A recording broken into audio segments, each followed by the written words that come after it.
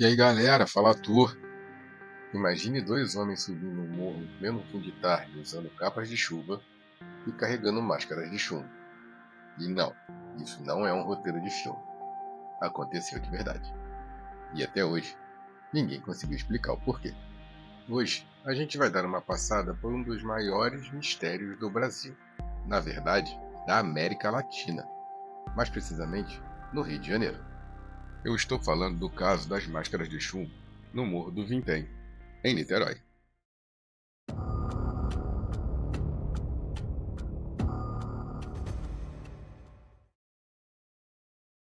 Era 17 de agosto de 1966. Dois técnicos em eletrônica, Manuel Pereira da Cruz e Miguel José Viana, saem de Campos dos Goytacazes, cidade do interior do Rio, rumo a Niterói. Uma viagem de aproximadamente 250 quilômetros. Eles disseram à família que iam comprar material de trabalho, peças de reposição e um carro. Mas o que ninguém sabia, e nem eles, é que estavam indo rumo a um destino sombrio e desconhecido. Chegaram em Niterói usando terno, compraram capas de chuva, pararam no bar para comprar uma garrafa d'água, que na época era em garrafas de vidro, e pegaram um vale caixa, dando a entender que pretendiam voltar para recuperar esse dinheiro. E é aí que o caso começa a ficar estranho. A atendente do bar lembra que Miguel olhava para o relógio compulsivamente, sem parar. Parecia estar com muita pressa. Mas para quê? Os corpos foram encontrados 3 dias depois, num sábado, lá pelas 18 horas, por alguns garotos que soltavam pipa no morro e foram atraídos por um forte cheiro. Eles avisaram a polícia, mas os policiais só chegaram ao local no domingo. Eles estavam deitados lado a lado de barriga para cima, com as mãos na nuca, como se estivessem admirando algo no céu, e com eles estavam as tais máscaras de chumbo, que eles mesmos forjaram no formato de óculos de soldador, mas sem hastes. No bolso de um deles foram encontrados 157 mil cruzeiros. Seus relógios de pulso também foram colocados nos bolsos. E junto disso, um bilhete enigmático. 16h30, estar no local determinado. 18h30, ingerir cápsula. Após efeito, proteger metais. Aguardar sinal. Máscara.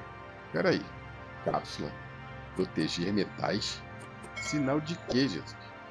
De Wi-Fi? É que não era, né? Os corpos não apresentavam nenhum sinal de violência.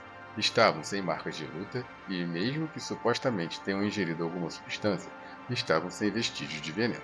Absolutamente nada aparente. Apenas mortos. As máscaras de chumbo cobriam os olhos posicionados como óculos, como se estivessem tentando protegê-los de algo tão brilhante, tão poderoso, que somente o chumbo impediria que suas retinas queimassem. E é nesse momento que começa o festival de teorias. Teve gente dizendo que eles faziam parte de um culto macabro. Outros juram que eles faziam testes de comunicação com a lei. E ainda teve o relato de uma pessoa que disse que os viu confeccionando as máscaras. E ao perguntar o que estavam fazendo, eles responderam que estavam trabalhando para salvar o mundo da destruição.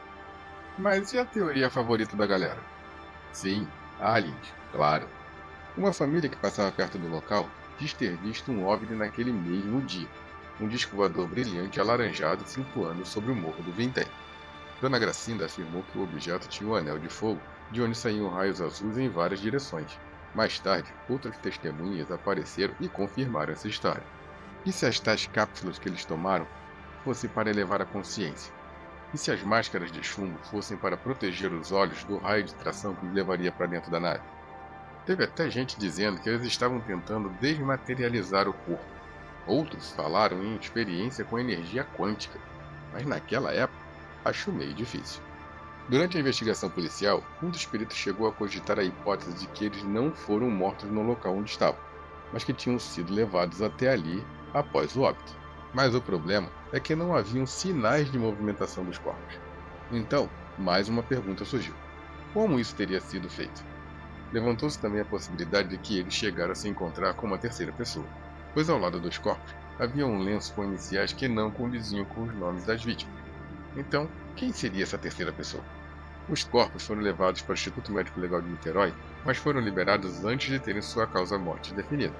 As vísceras foram guardadas, mas foram jogadas fora pois entraram em avançado estágio de decomposição por inúmeros problemas no IML naquela época. Os corpos foram levados para o Instituto Médico Legal aqui de Niterói, e foram liberados antes de ter a causa-morte definida, né? As vísceras foram guardadas e, por incrível que pareça, essas vísceras foram jogadas fora.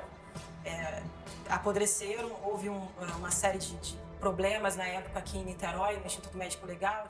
Outro fato sem explicação é que a vegetação não se recuperou no local onde os corpos foram encontrados.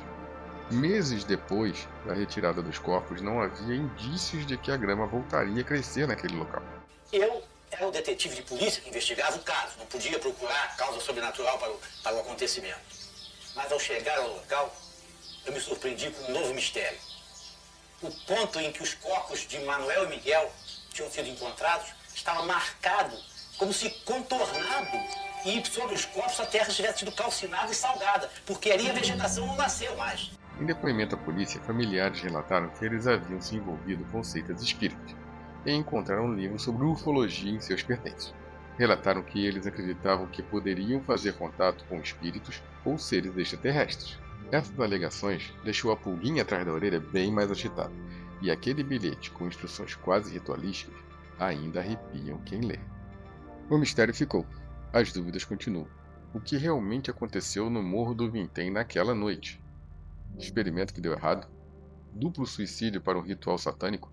Contato com o inexplicável? Um homicídio perfeito? E para que eram as máscaras de chumbo? Qual o significado do bilhete? De quem era o lenço encontrado? Será que o mistério só existe por falha na investigação policial? Como podem ver, são inúmeras perguntas, e só o que se sabe são os fatos que estão na mesa. Mas, infelizmente, são tão extraordinários que até hoje nenhuma resposta foi alcançada. Um caso tão emblemático que foi investigado pela polícia, por jornalistas especializados e até por ufólogos. E mesmo assim, a solução do caso não apareceu. E creio que nem aparecerá. Esse caso é tão impressionante que o mistério continua ao longo dos anos seguintes. De acordo com relatos do repórter Mário Dias, do Diário do Povo, um jornal dos anos 90, pessoas envolvidas diretamente no caso morreram misteriosamente ou tiveram sérios problemas de saúde. No curso desses 23 anos, muitas das pessoas que estiveram envolvidas no caso, investigando ou não, morreram misteriosamente ou sofreram problemas de saúde. Pessoas envolvidas no caso diretamente, como o delegado Venâncio Bittencourt, que morreu do coração em Campos, onde ele nunca tinha ido, terra dos máscaras de chumbo, foi lá passear e morreu, teve um problema de coração e morreu. O comissário, que também teve um problema, o Oscar Nunes, o comissário que foi comigo no local, que esteve comigo no local, morreu, teve um derrame cerebral e morreu. 2 policiais morreram violentamente, assassinados. E um último mistério para fechar com chave de ouro foi o desaparecimento do processo. Anos depois tentaram desarquivar o caso, mas o processo simplesmente não existia mais. E outra coisa muito estranha também é que o processo desapareceu depois de um tempo. Ainda tem essa última, acho que esse último adendo que é bem importante, né? Tentaram mais uma vez desarquivar o processo anos depois e simplesmente a cópia tinha desaparecido. Mas e você? O que acha que pode ter acontecido no alto no Morro do Vintém que ceifou a vida dessas 2 pessoas? Coloca aí nos comentários a sua teoria. Aproveita, curte, compartilha e se inscreve no canal para mais histórias reais que mais parecem ficção. Valeu, abraço, tchau.